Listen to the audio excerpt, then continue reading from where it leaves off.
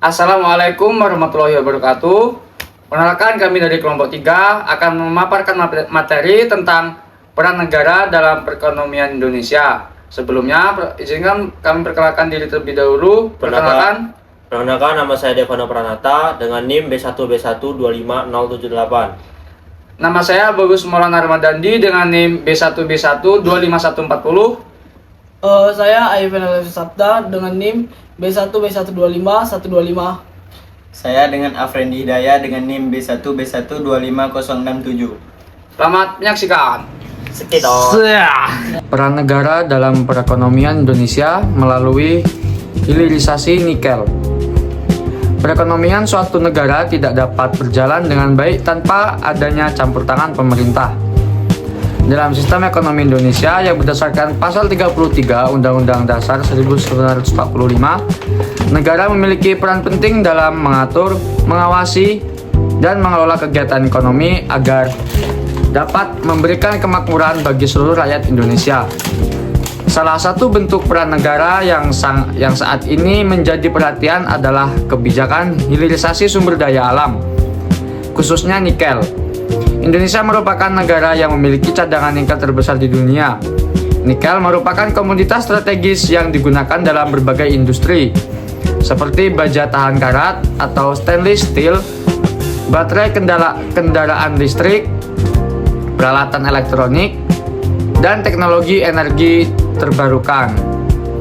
Nah, sebelum diterapkannya kebijakan hilirisasi ini, Indonesia lebih banyak mengekspor biji nikel mentah dari ke luar negeri.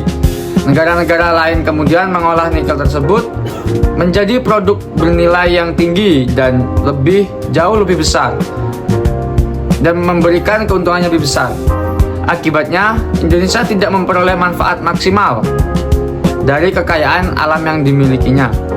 Untuk mengatasi masalah tersebut, pemerintah menerapkan kebijakan hilirisasi dengan tujuan meningkatkan nilai tambah produk, memperluas lapangan pekerjaan, meningkatkan penerimaan negara, mempercepat industrialisasi, dan menjadikan Indonesia sebagai pemain utama dalam rantai pasok industri kendaraan listrik dunia.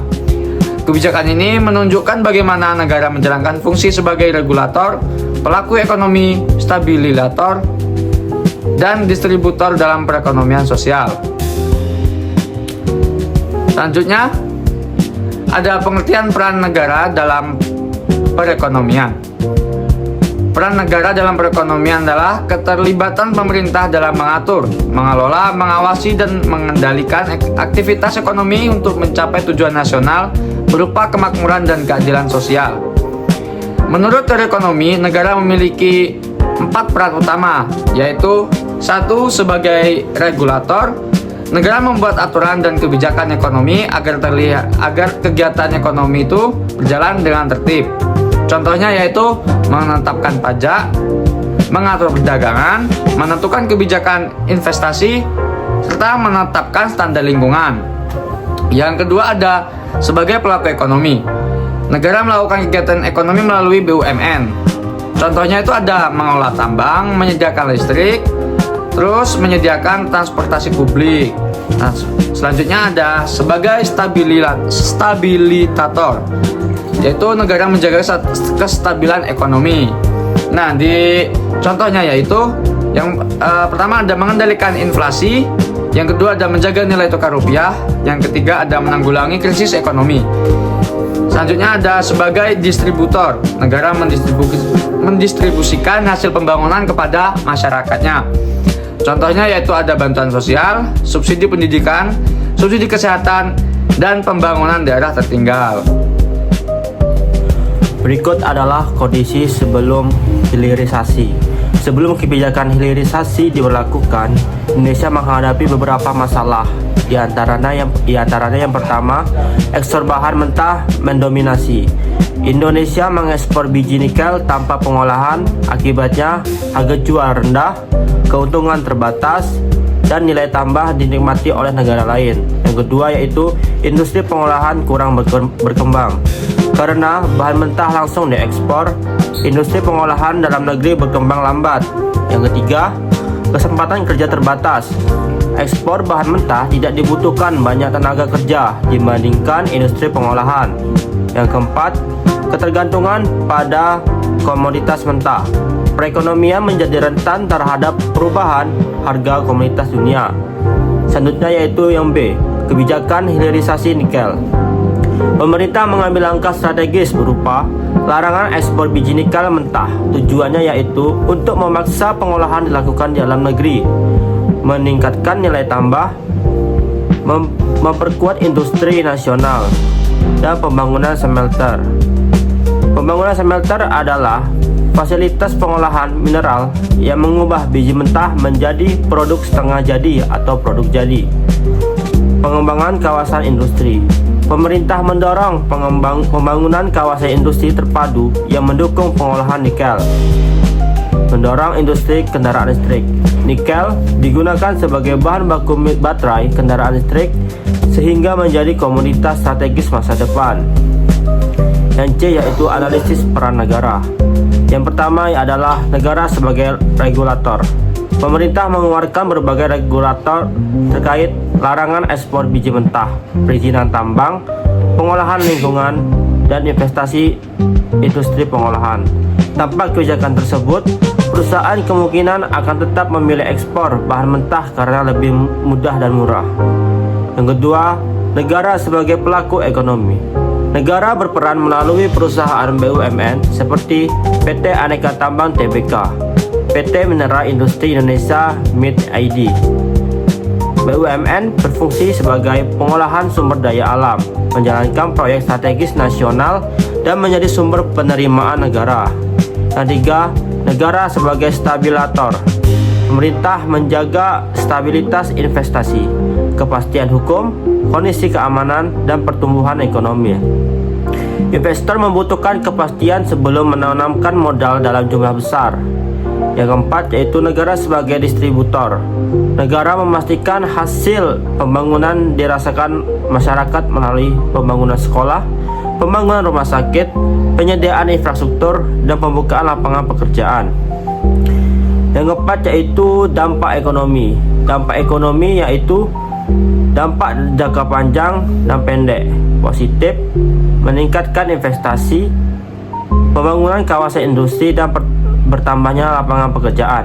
Dampak negatifnya, penyesuaian lagi perusahaan tambang, kebutuhan modal yang besar, dan konflik lahan di beberapa daerah. Yang B, dampak jangka panjang.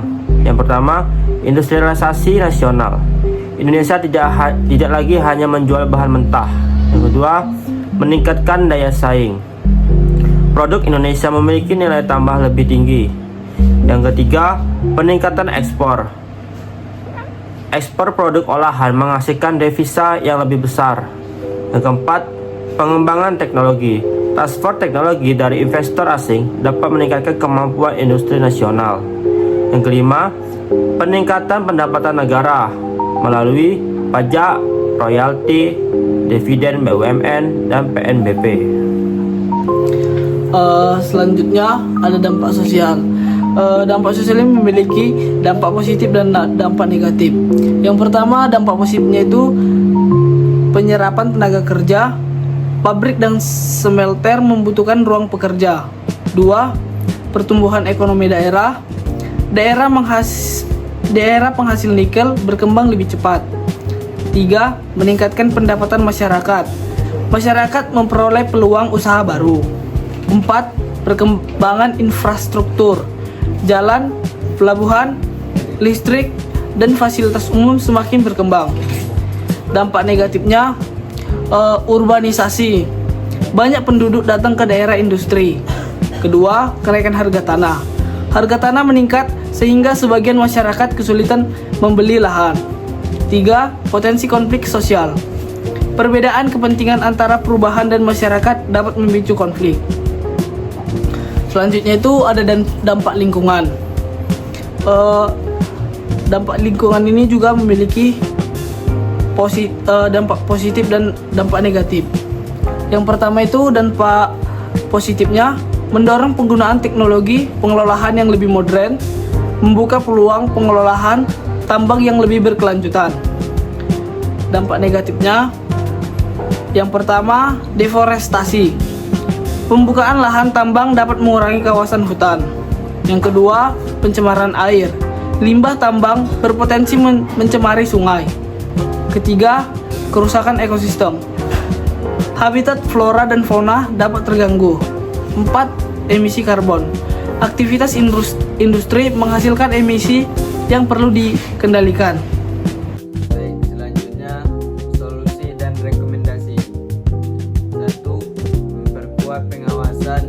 2. Meningkatkan penggunaan energi ramah lingkungan. 3. Melibatkan masyarakat dalam pengambilan keputusan. 4. Meningkatkan kualitas tenaga kerja lokal. 5. Mengembangkan industri baterai dan kendaraan listrik. 6. Mendorong penelitian dan inovasi teknologi. 7. Menjamin pemerataan manfaat ekonomi. 8. Meningkatkan transparansi pengelolaan sumber daya alam. Selanjutnya yaitu kesimpulan. Kebijakan hilirisasi nikel merupakan contoh nyata peran negara dalam perekonomian Indonesia.